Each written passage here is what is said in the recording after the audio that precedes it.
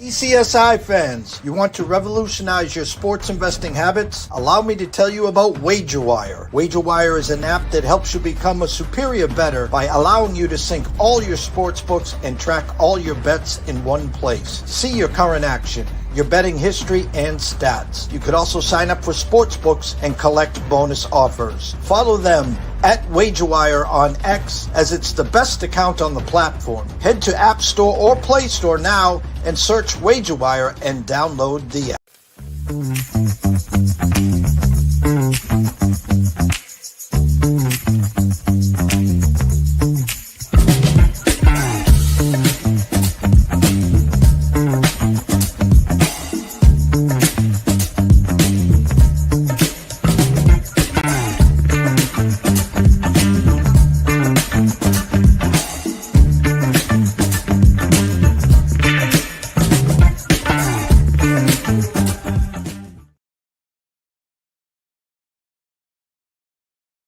Good morning, sports fans from all around the globe. I am the host, Jeff Dawson, East Coast Sports Investors, and it's that time of the week for Tea Time Wagers. Good friend and colleague, Mr. Brady Kannon. Go follow him at Las Vegas Golfer and always catch him on the Sports Grid.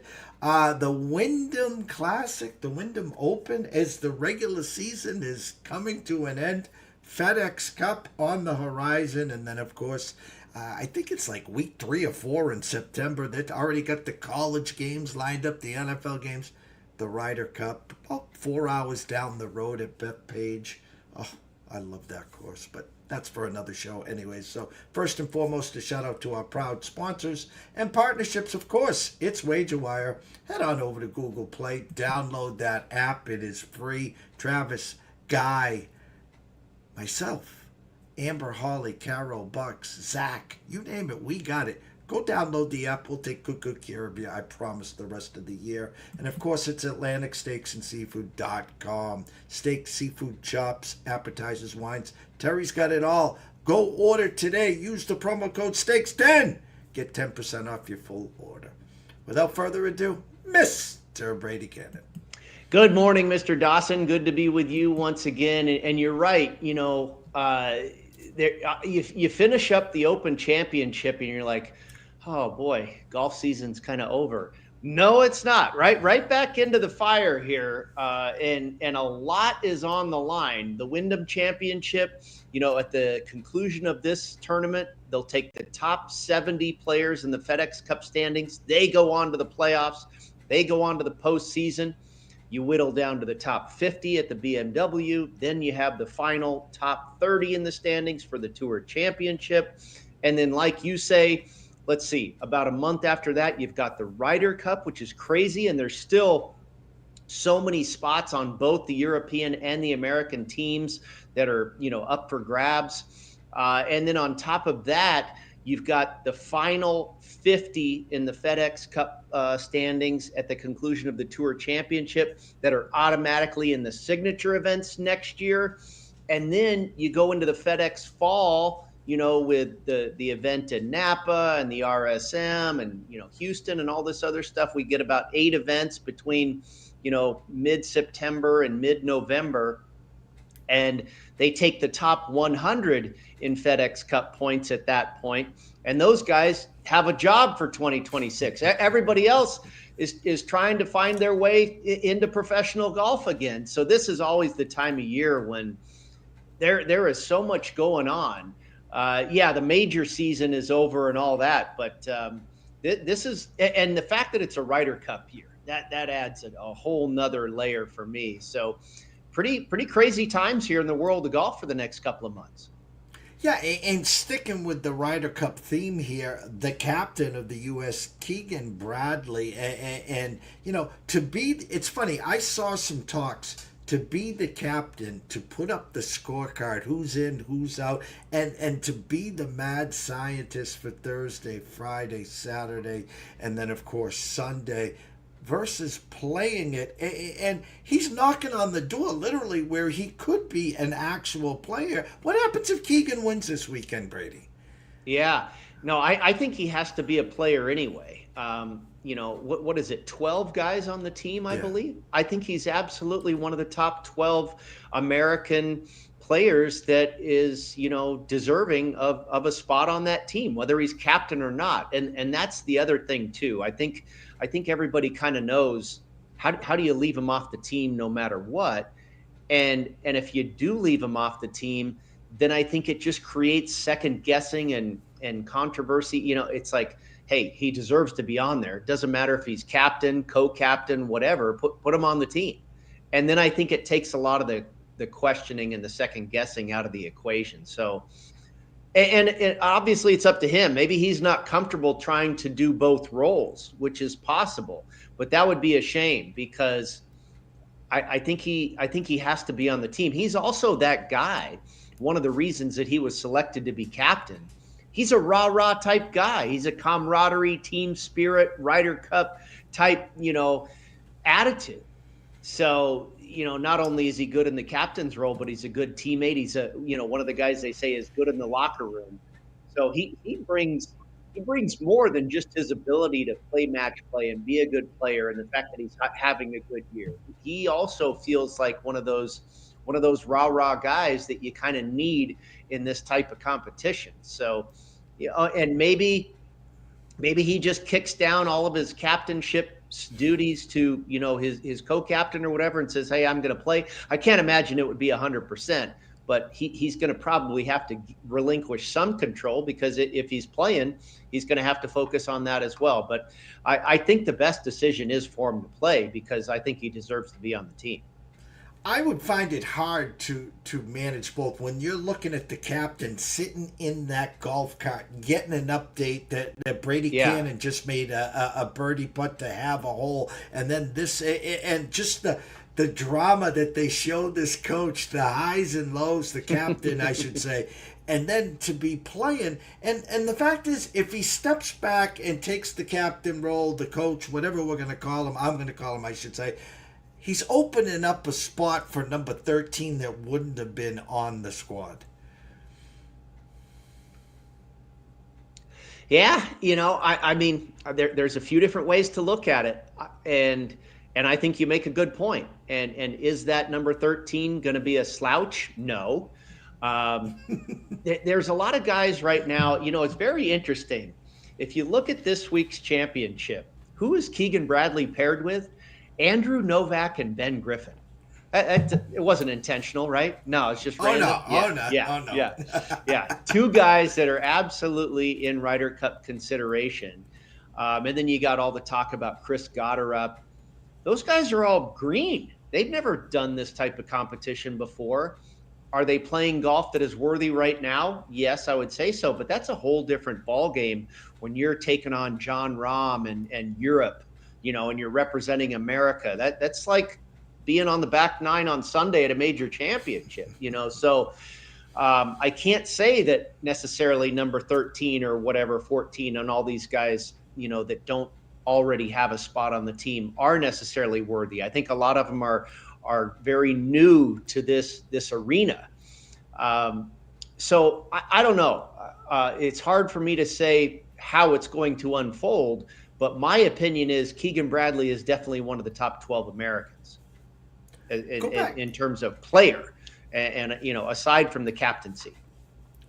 Last week, Kirk Kitayama, I know a few of your colleagues, our colleagues, were on him pre-flop. I think some people got him around 40-1. Take me back through the weekend. I had a hard time getting momentum. My one-and-done guy didn't even make the cut. Thanks for playing. As we're basically out of ammo. We got to get the next 2 weeks winners, yada, yada, yada. What'd you think of last week? I was very surprised, and it's funny. I went back through my notes, and Kitayama was like number one, top on my list in a couple of different categories. And I'm like, I'm just looking at my scratch paper, going, there he is, sitting right there. But I just didn't have that feeling that he was going to be the guy. He'd been playing pretty well, but I just didn't think that all of a sudden he was going to win. And then I thought what was even more surprising, Jeff, it wasn't necessarily surprising to see him up towards the top of the leaderboard, But to shoot 60 on Saturday, 11 under par, and then come back and make about 6 birdies out of the gate on Sunday, I was like, what is going on here? You usually don't follow up a round of No. 60.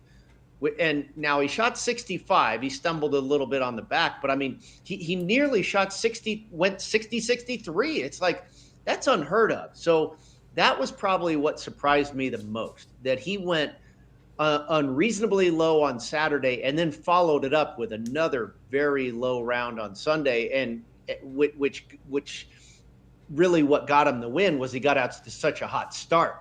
He, like I say, he did stumble. I think he made a couple of bogeys on the back nine and gave some people a chance. But had he not gotten out to that start, he probably would not have won. And I mean, he played 18. He played 27 holes in a row at about 18 under par, something like that. I mean, it was just absolutely incredible. And you typically don't see that where a guy follows up an outlier round like that. So, hats off. Las Vegas resident, UNLV Rebel, his second PGA Tour victory of his career. And you're right, a lot of friends in the golf tipster space nailed him.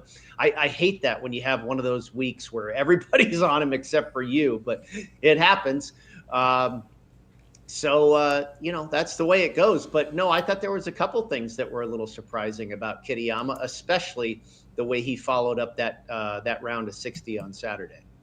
Well, we got the Wyndham Championship, and kind of surprising, Matt Fitzpatrick, the favorite at plus 2,000, and Aaron Rye 2,200. Talked about Ben Griffin 2,500, Keegan Bradley 2,500. There's Jordan Spieth around 3,000. My good friend Mr. Bobby Mack at plus 3,000. Thoughts going in? A lot of people now try to get cute here. Take a look at who needs what to get into the FedEx Cup. And I know you're a data guy. You don't leave any boxes unturned here. Does that come into the back of your mind as you're trying to figure out the Rubik's Cube here? A little bit. And I basically just picked guys that I thought made sense. I did not look to like, okay, where do these guys sit in the standings? And that's who I'm going to gravitate towards. I just happened to land on a couple of guys that are right there on the bubble. Most of my guys are not even, concerned with the standings. They're all in the playoffs, I believe. Let me see here. Looking at all these guys. Yeah, I've got 7 outrights this week, and I believe only 2 of them are really kind of, in purgatory or, have some additional motivation, if you will, this week. The rest of my guys are well inside the top 50. A couple of them are already, or maybe one of them at least, is already inside the top 30. So he's already ready to be, in the Tour Championship at Eastlake. But most of my guys are inside the top 50. So they're already technically into week 2. 2 guys, Chris Kirk and Christian Bezuidenhout. Now, Kirk was on my radar pretty early. You remember just a few weeks ago, we had him in a playoff at the Rocket Mortgage, which, by the way, is another Donald Ross design, which we have again here this week at Sedgefield. Kirk's been playing really, really well. And then, so I'm going through all my handicap, and I'm like, yeah, I thought Kirk was live last week as a guy coming from back of the pack to maybe catch Kitayama. He got it started, and then he ran out of gas and never really, he just kind of sputtered. But then, I'm going through everything, and then I go, oh, he's actually 73rd in the FedEx Cup standings. So yeah, this is a big tournament for him. He's obviously got to get to 70 or better.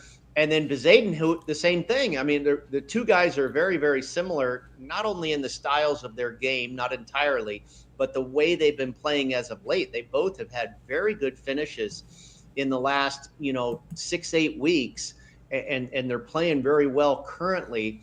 And then Bezuidenhout happens to be 74th in the FedEx Cup standings. So both of those guys absolutely have some motivation. And on a, public service announcement, I don't think you want to put all your eggs in that basket this week. It's, you're not going to bet on guys or against guys or what have you just because of where they stand in the FedEx Cup standings. We don't necessarily know if that's going to be too much pressure for them, if that's going to be additional motivation. Is that going to be a springboard for them to play better? They talk about, can a guy just flip a switch, or a must-win game in the NFL? Are they all of a sudden going to play better because they must win? So I don't think you want to necessarily go down that road.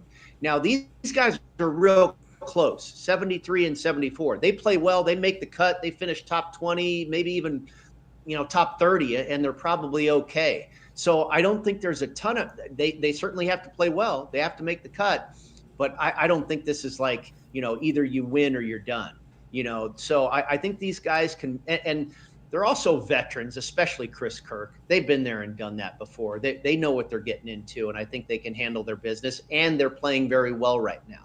It's not like they necessarily need to flip a switch. They've had a number of top 10 and top 15 finishes in the last 8 weeks or so. So they just keep doing what they're doing, and I think they'll be fine. Sedgefield Country Club, let me see, par 70, 7131 yards, Bermuda grass. Talk to us about it.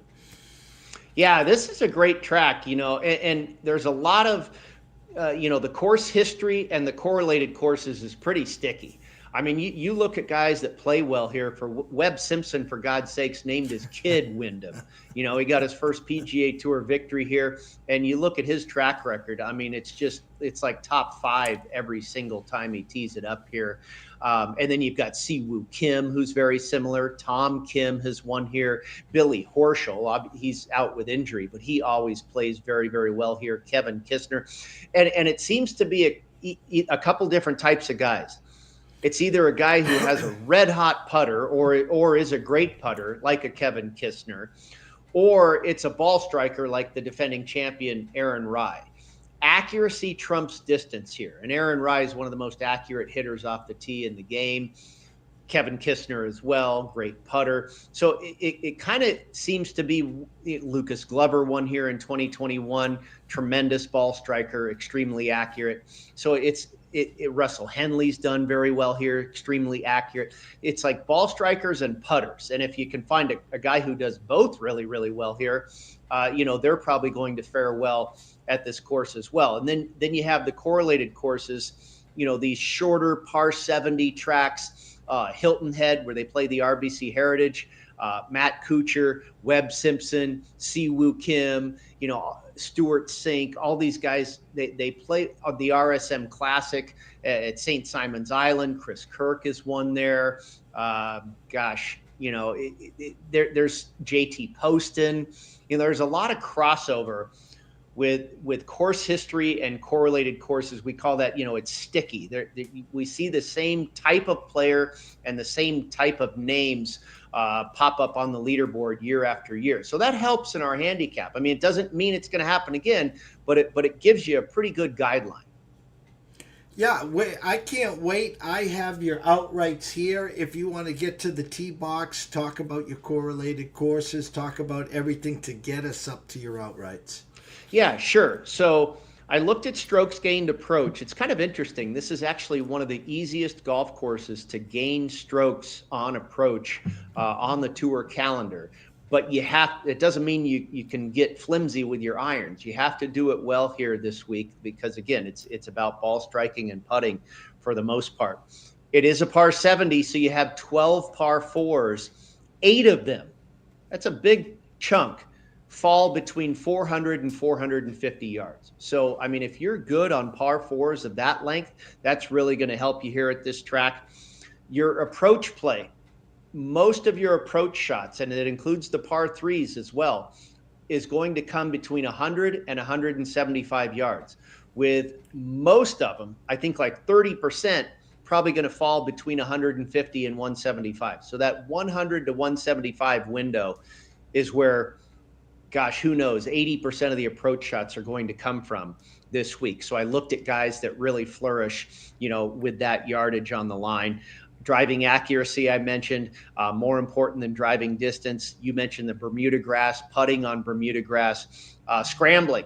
These greens are a little bit smaller than average. They're the Donald Ross undulations and the runoff areas, right? Like we see at Pinehurst and, all the Donald Ross designs, that trademark design where you have the shaved runoff areas around the greens. So when you miss a green and it rolls off, you got to be a great scrambler. So scrambling and then birdies are better. This has been pretty much a birdie fest light, if you will. Over the last decade or so, the average winning score is about 20 under par. And sure enough, that's where the winning score proposition bet is at the Westgate Superbook this week, 20.5 under par. Interesting weather, in the Southeast. It's really hot right now. Maybe some possible thunderstorms on the weekend.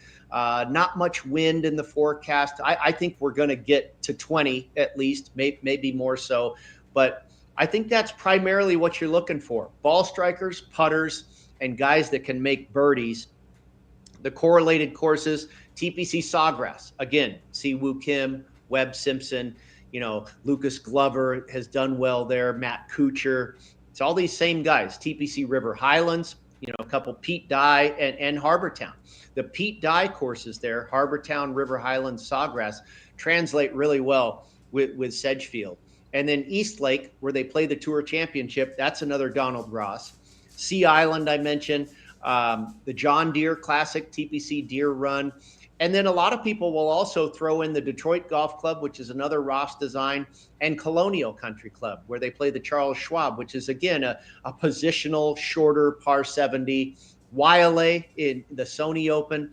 So a lot of these golf courses will produce the same type of guys. Chris Kirk has won at Colonial. Chris Kirk has done extremely well at the Sony Open. So, again, the same names pop up. And I mentioned I went with Chris Kirk. He's my longest bomb this week at 95-1. Happens to be 73rd in the FedEx Cup playoff standings. Has been playing very, very well as of late. Let's see. Let me find my notes here. I was looking for his finishes. He's won at Sea Island. He's been as high as 4th at East Lake, multiple top 10 finishes at Harbortown, and 3 top 15 finishes at TPC Sawgrass. And one thing I love about Chris Kirk, one of the reasons I bet him at the Rocket Mortgage, he is one of the very best in the entire game from 100 to 150 yards. His wedge play on approach in that window is really, really good. And we talked about that. You're going to need a lot of that this week. So Chris Kirk at 95-1. I've seen him a little lower. I've seen him a little higher. But I think he's got a shot this week. My shortest shot, I started out with your guy, Robert McIntyre I got him at 35, which looks to be a pretty good number. I'm seeing closer to 29 or 30 now, but you got Fitzpatrick on the top, who right now I believe is 13th in the European Ryder Cup standing. So he has got a lot going on there. He's well inside the top 70 in the FedEx Cup, so he's fine there. This is more about the Ryder Cup for him. He's been playing very, very well. He's won at Harbortown before. He's played well at the Players. He makes a lot of sense. But I felt like Bobby Mack, who you could argue is maybe a better player, is the one that's being overlooked, and he's almost twice the price. And I was like, and what does Mack do? Makes a ton of birdies, hits it really straight, can putt well, approach. I was like, give me the Scotsman. So and what has he done as of late? Finished 6th at the Charles Schwab, 7th at the Open Championship, and runner-up at the U.S. Open. I mean, the guy's playing great golf right now. He's well within, I think he's 2nd to Rory McIlroy in the Ryder Cup standings. No issue there. He's already inside the top 30, I believe, for the Tour Champ. So this guy's kind of playing footloose and fancy-free, and I like that mindset. Then I did go to Lucas Glover, got him at 39. That looks to be a pretty good number. I'm seeing closer to 35 or so these days. Total horse for the course, won here in 2021. He's got top 10 finishes or better at all the correlated courses, including a win at the John Deere Classic. And he's been playing great golf this season. Finished 3rd at the Players, 9th at the Travelers, 5th at the John Deere, and oh, by the way, recently 23rd at the Open Championship. I mean, Lucas Glover at 45 years old or something like that is absolutely just killing it right now.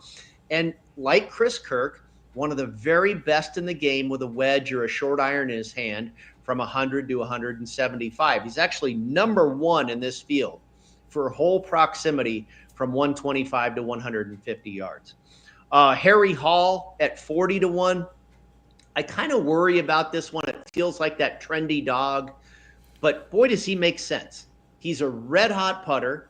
He's number 4 in this field for strokes gained putting the last 24 rounds on Bermuda grass. He's number 1 for birdies or better gained. And he's contended at Colonial. He has not missed a cut in nearly 5 months. He just recently finished 9th at the Travelers. And maybe for the second week in a row, we get a UNLV Rebel on top of the leaderboard. But Harry Hall, I started to worry about him a little bit later into my handicap because I was like, I'm seeing his price drift, and it didn't look like he was necessarily a sharper play. But I couldn't resist it because he was one of the guys that early in the week made a bunch of sense to me, and the skill set that he comes into the park with, and he hasn't done well at this tournament in the past, so that's a red flag as well. But everything, the strengths of his game absolutely match up with this golf course. We'll see. Christian Bezuidenhout, I mentioned, number 74 in the FedEx Cup standings, obviously has something to play for here. He's not worried about the Ryder Cup. He's South African. He's not involved in that conversation, so he's got one job. And what he's been doing as of late, he's finished top 16 3 times in his last 8 starts, and he was just 20th last week in Minnesota. Number 12 in this field on the par 4s of 400 to 450 yards. Number 2 in strokes gained putting on Bermuda grass. He is 4 for 4 in cuts made at the Wyndham, and he's 5 for 5 in cuts made at Harbor Town. And he's also twice finished 13th at the Players Championship, and he's also been runner-up at the John Deere. So this guy checks a bunch of boxes as well. Andrew Novak, I'm going to go ahead and take this guy. He's been good to me. He was a part of my last outright win at the Zurich Classic when I was on he and Ben Griffin in the team event. And I've been on Novak a couple different times when he's finished like runner-up. By the way, finished runner-up, lost in a playoff to Justin Thomas just recently at Harbor Town. So he checks that box. He grew up in this area. He's from Raleigh, North Carolina, which is about 90 minutes away. Went to Wofford for college, which is a few hours away from this golf course. So he's very familiar with the Bermuda surface, the elements here, these surroundings. 66 to 1 on Novak. And, he is absolutely, I talked about ball strikers and putters. Novak is a tremendous ball striker. Well, guess what? He started to become a really good putter. He is 36th this year on tour in strokes gained putting. So I think Novak could have a big week this week. We'll see how he does with Captain Keegan playing with him for the first 2 days. And I think that's it. I already went over Chris Kirk. So it's a 7-pack this week. Bobby Mack, Lucas Glover, Harry Hall, Christian Bezuidenhout, Andrew Novak, and Chris Kirk. And top 20s and 40s? Yeah, I played top 20s at the top of the board on McIntyre and Glover. McIntyre plus 160 and Glover plus 180, I believe. Oh, you know who I forgot here is Akshay Bhatia, and I'm trying to find him. Now I've got him. Okay, he mixed up in my notes. I missed Akshay Bhatia, who I got at 40 to 1. And here's another guy who is fantastic on approach, extremely accurate off the tee, and is a great putter. And if you recall, he had the 54-hole lead last week in Minnesota and then just absolutely fell apart, shot 75 on Sunday. He's not new to the party. He's got 2 PGA Tour wins under his belt, and we know what kind of player he is. So I don't think he gets derailed by that, by that poor finish last week. I think he bounces back. And he's also not fared well at this golf course in the past, but like Lucas Glover, finished 3rd at the Players Championship this year. We know he is a class player. And again, he has the skill set, which absolutely makes sense. And for 3 out of the 4 rounds last week, he was money. So I think he comes back and plays well again this week. Akshay Bhatia at 40 to 1 was another one of my guys. Played him for a top 20 as well, right around plus 190. And then the other four guys, Chris Kirk, Harry Hall, let's see, gosh, my notes are all over the place this week. I'm sorry. Novak, Bezadenhout, Kirk, and Hall, all for a top 40. Everybody there in that bunch is plus money, except for Harry Hall. Harry Hall, I actually laid my minus 125 to go top 40. I told you about my reservations with him. Is he like just too obvious of a pick, this and that and the other? So I didn't want to bank on him for top 20, where you could get him at 2-1, nice price. But I went a little deeper, went ahead and laid the minus 125, give myself a little more room, see if we can cash him top 40. Next week, where's the PGA? Next week, we start the playoffs. We go to Memphis, Tennessee, TPC Southwind. Now, obviously, I'm hoping I get an outright this week. It's been a minute. It's been a couple months.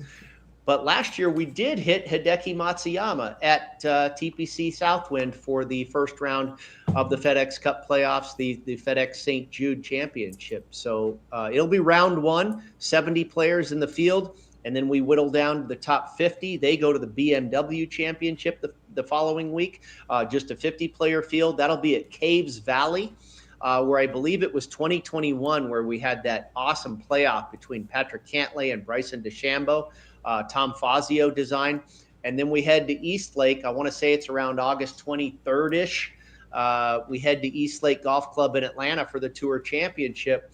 Then you take a couple weeks off. Then you go to Napa. Then you take another couple weeks off, and then you have the Ryder Cup. So, like I say, all kinds of stuff going on here over the course of the next 2 months in the world of golf. Everyone knows here to follow you on X at Las Vegas Golfer, on the Sports Grid, Sportsline, CBS Sports, and coming soon, of course, the fantasy, your fantasy show. I'm saying fantasy show, excuse me. Your football contest show. You see, I got my fantasy football going on over here. So, but as we always like to wrap it up, tell them A, where they can find the written work, B, your Sports Grid schedule, and C, anything else that you have to offer. Yeah, I'll be on the grid tonight at 7:30 Eastern. And then again, over the weekend with Adam Kaufman, we'll certainly be covering this tournament and doing our NFL previews. We're going team by team in that one. That's been a lot of fun. Yeah, you can find my written work at CBS Sports, sportsline.com, and also golf.com. The full card there at CBS, the outrights at golf.com. You know, go to Las Vegas Golfer on Twitter. Everything's right there. You know, I'm all over the place. So. Well, we wish you the best, and obviously I'll be watching and tuning in today, throughout the day on the Sports Grid. For everyone watching here, 2:30 Eastern, set your dial. The return of Ron Momilevsky. We're going to be talking. Say hi to him for me. Absolutely. Talking some college and NFL as he gets ready for year number 4 with us for this fall. So 2:30, we'll be back. Everyone stay tuned and behave, please.